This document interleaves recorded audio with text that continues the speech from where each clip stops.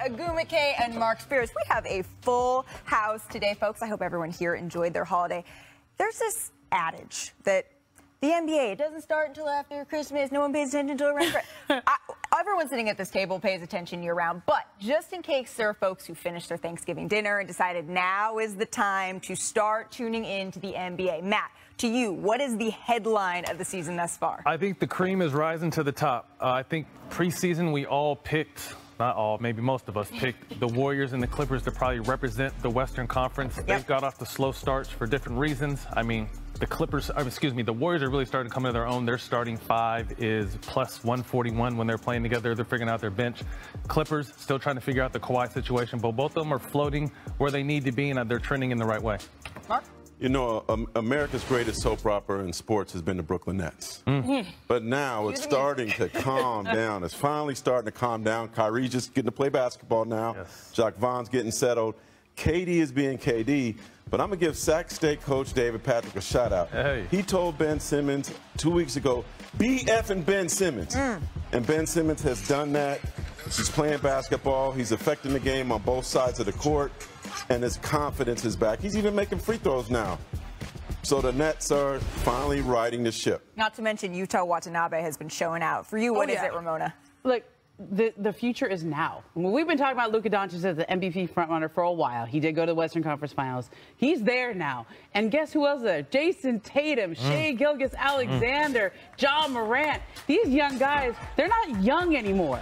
They are the future of the league, and they are also the present of the league. And it happened fast. Like, all right. I mean, Stanford girls sharing homework here or what? That was completely my answer, Ramona.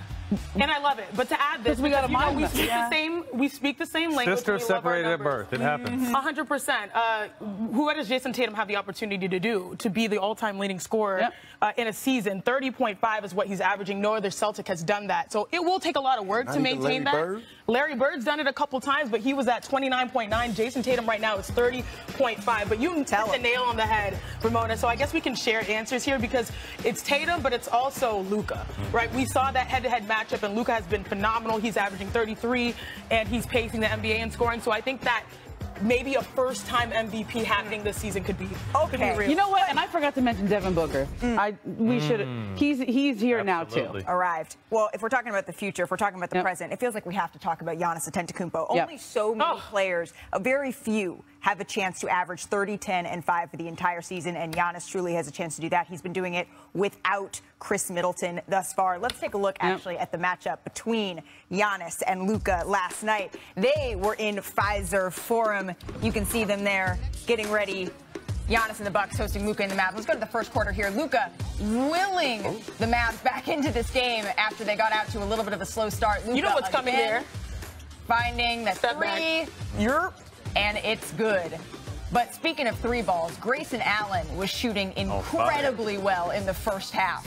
What did he Giannis, shoot, Luka? Look at that, a little volleyball pass there to Grayson. You got Grayson one more time right here. Watch him coming off curl.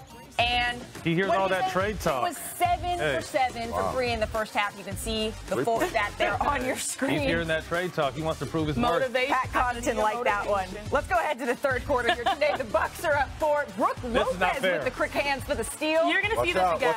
Watch out. Two dribbles from the opposite three-point line. Why are you doing my breakdown before my breakdown? Everybody just got out of the way. Does this remind you of anything? Well, Tim Hardaway is like, oh, shoot.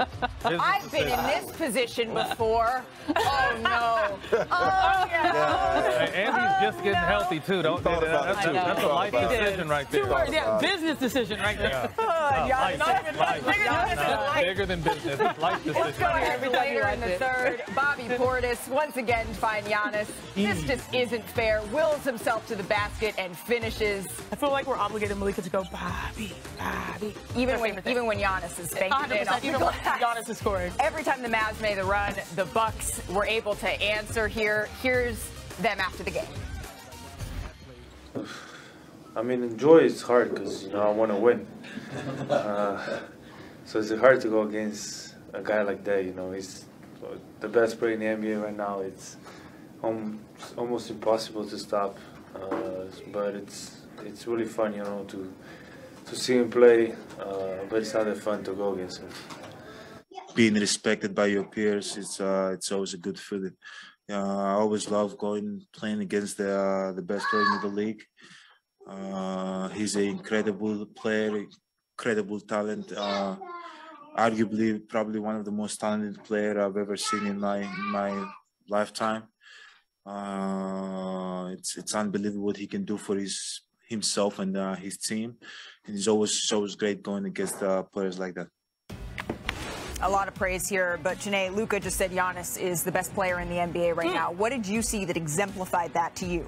Well, I saw that Giannis, he showed me that he is the hardest player to guard over 48 minutes because he goes hard on every single possession. He's averaging 30 and 11, and if you hesitate, if you take a second to blink, he's going to take advantage. So let's start with this. Giannis leads the league in points in the restricted area. So let's break it down.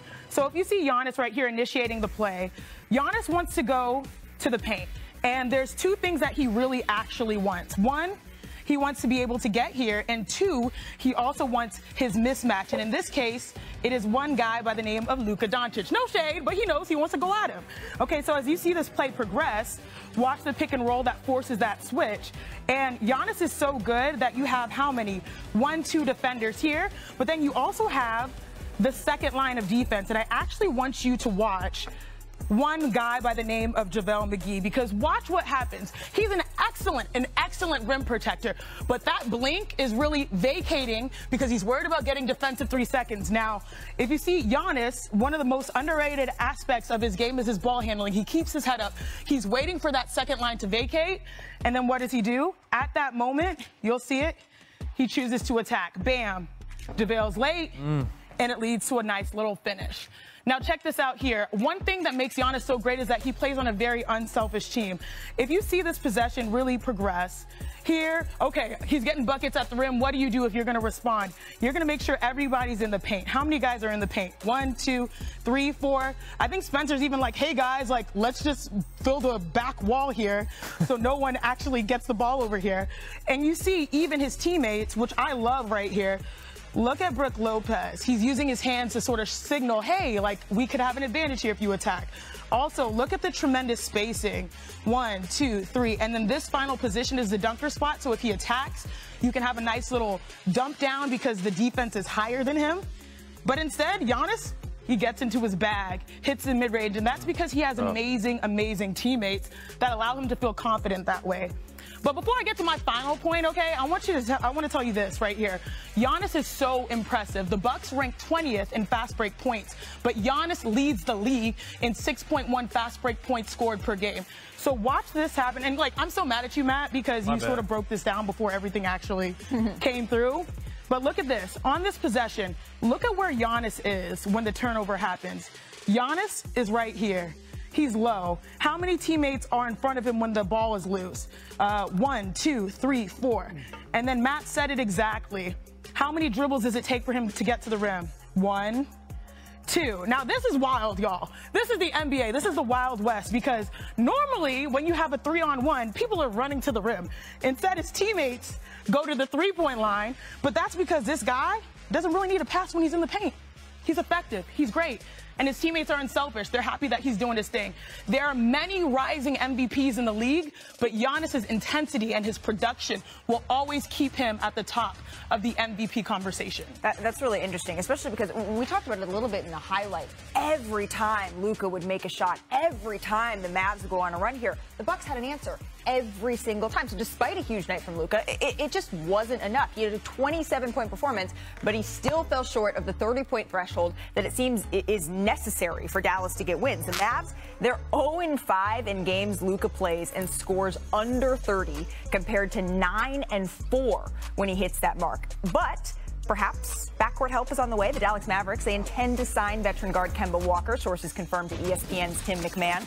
Walker, he's 32, is a four-time All-Star whose career was somewhat derailed by knee issues. He's been a free agent since being waived by the Pistons in mid-October. He averaged 11.6 points, 3.5 assists in 37 games last season for the New York Knicks. So welcoming in former Dallas Maverick, Vince Carter. But before we get to you, Vince, Ramona, why did Dallas make this move? Yeah, they just need another player who can handle the ball and play make. And if you look at what they did, it doesn't seem all that different stats-wise. I mean, Luka Doncic is second in the league in usage this year. He was third last year. But they lost Jalen Brunson, and he's sort of been replaced statistically with Spencer Dinwiddie, but no one replaced Dinwiddie. They only have two players, Malika, on the team who are averaging more than 2 assists. 2. Last year they had 4, and so you just need somebody else to create besides Luka so he doesn't have to do everything. So that begs the question, though, Vince, does adding Kemba make the difference that Dallas needs it to here? No. For a lot of reasons, Malika. I think Kemba is a great basketball player, a great friend. He averaged 19.5 points, 5.3 assists. He's a little guy. Their deficiency is on the defensive end. Yes, he can handle the ball. He's going to put a Band-Aid over a wound. What they need is another guy to handle the ball and facilitate. But I don't think it's enough. We're going to see if he can score or not. But their deficiency, listen to this, 28th in assists, 30th in rebounds, and 29th in offensive rebound. And their offensive defensive rating is pretty good at 11. So I just think defensively, they're not getting rebounds. They're not getting any offensive rebounds. So I think they need size along with ball handling. So right now, yes, Kemba Walker is the thing they need for the moment, but I don't know if this is going to move the needle. If you want more from Kemba Walker, you can hear from him on the Woj pod. He chatted with our Adrian Wojnarowski earlier this year and talked about how he feels like he can still really make an impact on a team. But in other